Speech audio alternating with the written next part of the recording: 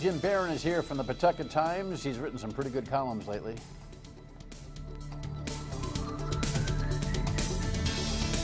And there's one specifically that I thought was pretty cool on the pension settlement thing. Good evening, my state of mind. Welcome to it, your state of mind at the end of the broadcast. I am Dan Yorke, and I'm honored to have you watching this evening. Let's go to the rundown and jump in real quick because there's a lot in store tonight. That's too bad. I mean, all those meetings and nothing. This is pretty good and is way overdue, and I can't believe that you even need a bill for walkers. This number of heroin overdoses in New England is just growing by leaps and bounds, and now we talk about it in Massachusetts a little bit here this evening. This is a big problem in the church, and the church is really just coming around to getting it. And this is going to be the decision of the century, at least, well, that's an overstatement. Certainly of the week, no doubt. All righty, welcome back in. Did you just catch me on the side, Kev? Kev's rushing me along here this evening. You know why? Because we've been hanging. It's one of those days. Let's get into it and see if, because I got a bad profile, man. You go, whoa, that's bad. Chubby cheeks. No consensus on sales tax. Here's the headline.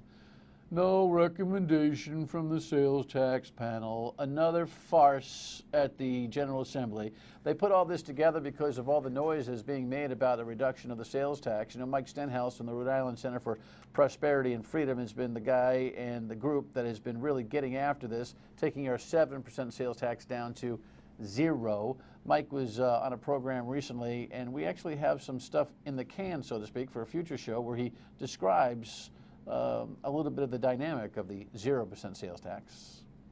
So by eliminating the sales tax completely, we would generate so much new economic activity because people would be staying home to shop, crossing over the borders to shop, stopping on their way through to Boston or New York or whichever way they're going, just like we see in New Hampshire. Our unique geography makes sales tax a very, very sensitive tax because everybody in Rhode Island is on a border. Right, so the border thing has got in everybody's head. The candidate for governor, Ken Block, the Republican candidate for governor, who had his big, introduction soiree yesterday, suggested that we pick a single town and do a laboratory thing, like a border town. Didn't mention what kind of tax rate he'd like to see, nor which town it might be. So even he, who's very specific about a lot of economic plans, shies away from this whole thing. And this commission that met, half a dozen times or so? Legislators, business people, bureaucrats, took the pipe. It doesn't mean we won't get a bill, but it'll be a weak bill at best, and still we look for the big idea to shake up this economy. Stay tuned to that one. Next item. This is, speaking about bills, State Representative John Lombardi has put together a little bit of a response to some coverage of these high school kids who are making a point in Providence about having to walk so far. Here was the headline today: 3-mile walk to school yields action. Yeah, can you imagine that in Providence, up to 3 miles you get to walk to school? Like 1,800 high school kids between miles 2 and 3 walk to school with no subsidy for RIPTA and no school bus. This young lady, we played this last night, but I refresh your memory, was talking about how hard it can be. I try to walk on the icy sidewalk, but it just doesn't work out sometimes because I usually fall into the middle of the street. And I remember this one time I almost got crashed by a car. I had State Representative John Lombardi on the air on the radio today on Dan Yorke. Well, we don't call it State of Mind, on the Dan Yorke radio show. Where am I? Weekdays, noon to 3. And we talked about the discrimination that this is. It really is discriminatory in a lot of ways, the way we just expect city kids to deal with a lesser quality of life, whether it be the Davy Lopes pool or this. It's counterintuitive, and Dan, this is in line with the Davy Lopes, with the Joslin pool issue. Let's cut the school, let's cut the busing, let's cut the recreation. Before you know it, these children have nothing to do, going to be on the streets, and guess what? They probably will get in trouble. Yeah, so find the money. Find the money. His bill mandates no more than 2 miles, which a lot of the suburban schools have, for beginning, like you walk up until 2 miles, you get a bus afterwards. But it's a whole lot different with your nice suburban street versus walking through the city and all the challenges that it presents. Let's wake up around here, huh? By the way, Lombardi kind of hinted at me that he's about close to be running for mayor and announcing that next week. Said he had to dot some I's, cross some T's, and all that kind of thing. So stay tuned for that political news. Next item on our plan here tonight, this is just, we've talked about the Rhode Island numbers. Now here's the Mass heroin numbers. This from the heraldnews.com website. Mass State Police report 185 fatal heroin overdoses in 4 months. And guess what? That does not include the major cities, Boston, Worcester, or Springfield. So you subtract those, and you've got a number that's out of control, and the dominant number come from southeastern Mass right here in our viewership. You know, the other day, the Taunton mayor and the drug czar were amongst many to speak about it. We need results, not rhetoric. We need available treatment facilities, not long lines and red tape. It's also something we can do something about. We can actually make a difference. Well, look, you know, rehab facilities and all that kind of stuff, you know, I'm all for it if it's in the taxpayer pipeline of budgets. But you know what? Doctors and patients have got to start thinking really clearly about how many painkillers are prescribed and how many painkillers are taken, because that seems to be the window into this heroin overdose problem, not necessarily derelict behavior on the streets. Next item tonight. This is tough. Saw this on the front page of the Providence Journal today. Rhode Island Diocese consulted select group on concerns. This is a hard one. But I'm glad they're doing this. It's happening in every diocese across America and beyond. Karen Lee Zeiner writes, a survey of Rhode Island Catholics has underscored a concern that families have lost the sense of belonging to a faith community. This according to the survey. Now, they're not doing interviews. Even the bishop's not doing interviews on this, but the auxiliary bishop, Robert Evans, is quoted a couple of ways here.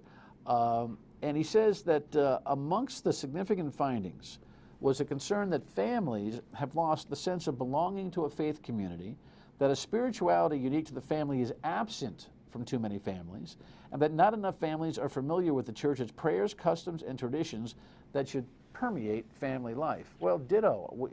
I don't think you needed a survey to know that, but sometimes you need the survey to validate that. I have never seen so many unchurched families that even go to church from time to time. Families that drop off their kids for communion and for confirmation, never having gone to church before and never having gone to church after. And the family and the community thing that surrounds the celebration of a Mass seems to be non-existent in a lot of parishes, meaning the social life around it seems to have gone away. You know, Protestants, I'm married to a Protestant. I'm a Catholic. I'm married to a Protestant, and so I visit both churches from time to time. Protestants do a better job of creating a social environment around their practice of their faith. And I think the Catholic Church better start taking a look at those notes and talking about why they say what they do in Mass and reinventing an understanding about what their Catholicism is about, even those who attend, because there's a big gap, big gap. They got to work on it. I'm sure the Lord will bless them on that. All right, next item here. This is our final item for this evening, and this is a national conversation of semi-epic proportion. Headline: this is the Arizona Republic. All eyes on governor as Arizona debates on, or the debate rages, however they put it there.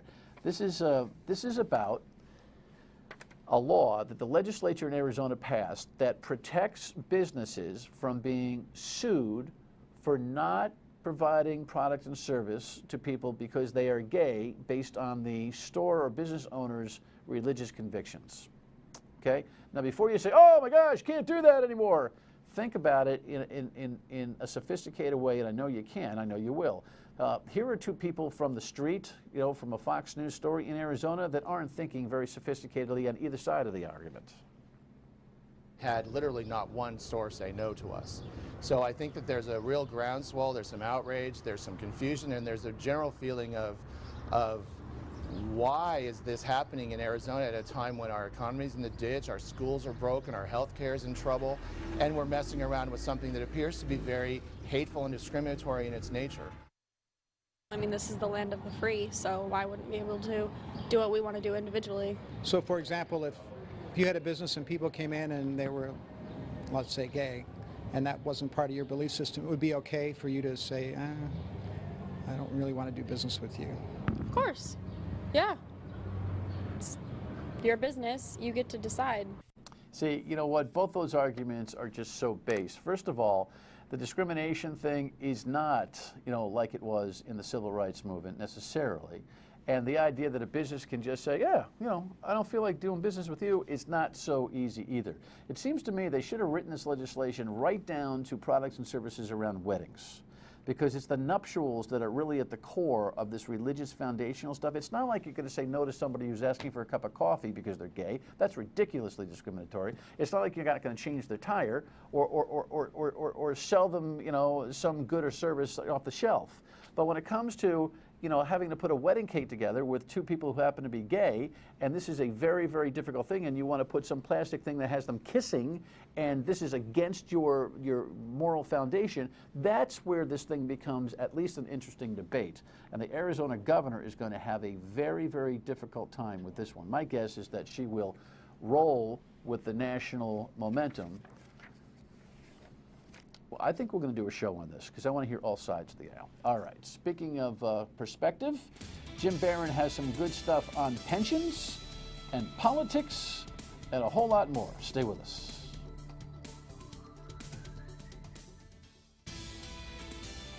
Well, I always try to read Jim Barron, and I thought his analysis of the conflicts that exist in the pension settlement are really insightful. Here's the headline from the other day at Pawtucket Times: Politics as usual. That's Jim's column. Will the pension deal hold? And Jim is here. Always a pleasure to have your mind watching these things on the program. Thanks for coming. Fun to be here, Dan. You highlight for me, rather than me asking a bunch of questions, I think you articulate the struggle of the pension settlement pretty well. Well, I remember when Governor Carcieri was governor, he had one of the people, I was friendly with one of the people in his office, and whenever something would go to court, particularly in front of Judge Fortunato, he'd say, it's the wheel of Fortunato, meaning you spin that and anything can happen. And when you go to court, almost anything can happen. You can go there with an issue and say, we want you to decide this, and the court's going to say, we're going to decide this thing that's right next to that. You're speaking about the Supreme Court, so or even this deal wasn't supposed to go in arbitration, was it? The Judge Taft-Carter was supposed to decide whether the general, and she said, mediation, and that's what once you get into court, anything can happen. Yeah, it's some. If you guys aren't paying attention, and you should be, the whole pension reform case went to the Superior Court, Judge Sarah Taft-Carter, because the union sued, and they sued on the question of whether it was constitutional for the General Assembly to actually do what they did to change the numbers. Instead of making a decision on that, she sent it to what's mediation, which then resulted in this deal. And by the way, can we put up this headline? This is, I wanted to kind of whack your paper on this one. Finally, a pension agreement. It was just a headline, but you know what? I think people read that kind of stuff and go, not that I brought you here to whack the paper, but it's very complicated. And the thing is, that's why I thought your column was so good, because it broke down a lot of. Well, so is writing a headline. We have an agreement, whether or not it flies or not. Right. It's something altogether different. So on that, I think this is where you kind of made a really interesting point. The General Assembly now will, if the unions ratify the deal, and most likely they will have a really tough decision on their hands. What's your take? You're up there every day. Yeah, there is really, if there was one sentiment there, is they wish this would go away. They don't want this. They don't want any part of it. They don't want to decide it. They don't want to reject it. I think Gordon Fox and Teresa Piper Weir are keeping their fingers crossed. Maybe one of the union groups will say no to this, and we won't have to worry about it. And it's just because, given the timing particularly, they're not going to know for sure whether it comes to them, after the union vote, then the class vote, and then the judge has her thing. That's going to put it at the end of May. And they already want to get out of there early because this is an election year. They go later, they can go into July sometimes. On election years, they like to get out in very early June and, get out and walk their districts and stuff. And to have that plopped into their laps, and you know what the last couple of weeks of the legislature is like anyway. They've put everything off till then, and then to have this big whopping thing dumped on them, it's the last thing they want, and I don't know how they're going to react to it. See, I could ask Jim, what do you think's going to happen? But that's what Jim wrote. You don't know. Yeah. I don't know. I don't think they know, and that's weird. The judge has put the date of September 15th. If there's no decision, they're going to trial. Let's call that a soft date. The idea that that would be rigid probably isn't going to happen. The General Assembly could say, we'll discuss this, we'll take this up, or we'll do it maybe after the election in November, or we'll do With it another special pension session. another special pension session, or we'll do it once in January once everybody gets back. The idea that they'll do it, between when it leaves the court and when they want to get out of there for the end of the session, that's bet against that. Well, the politics of this are ever present. When we come back, we'll talk about the politics of this and the politics of everything else with Jim. Stay with us.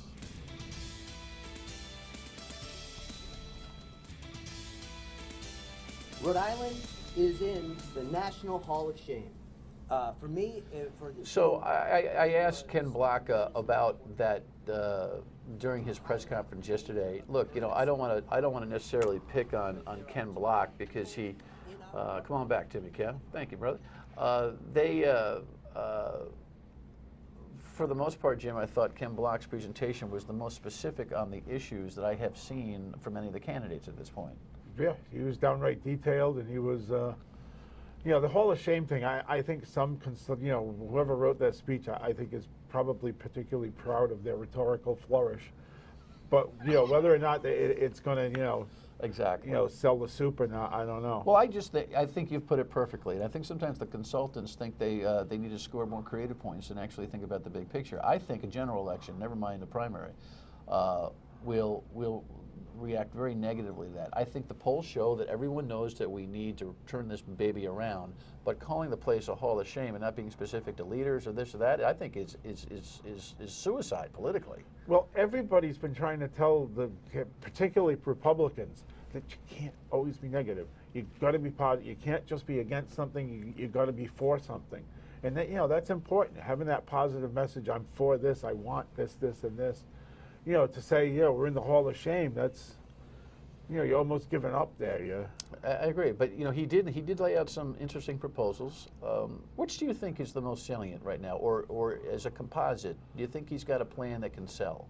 I think he's got a plan that can sell if he can, get it out to folks. He's not.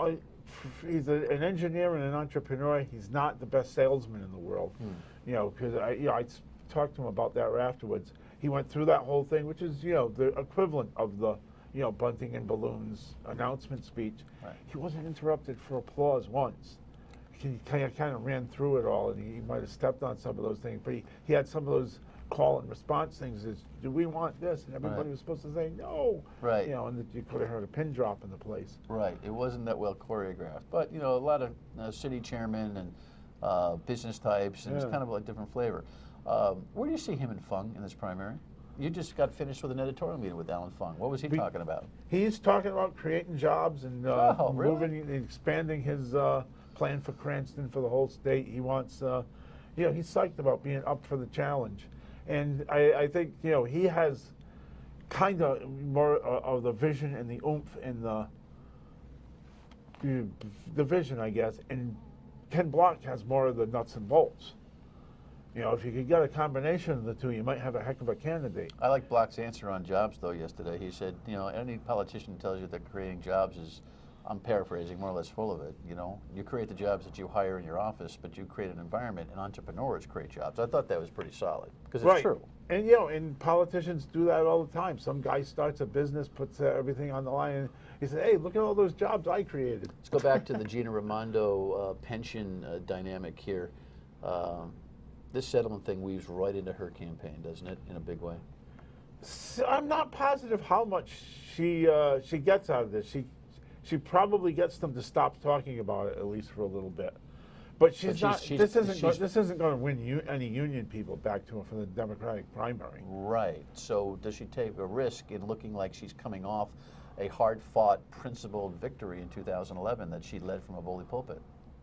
Well, that horse might be out of the barn with a lot of the things she's done already. She's already made several hard left turns, doing all this stuff with the licenses for illegal aliens, the minimum wage.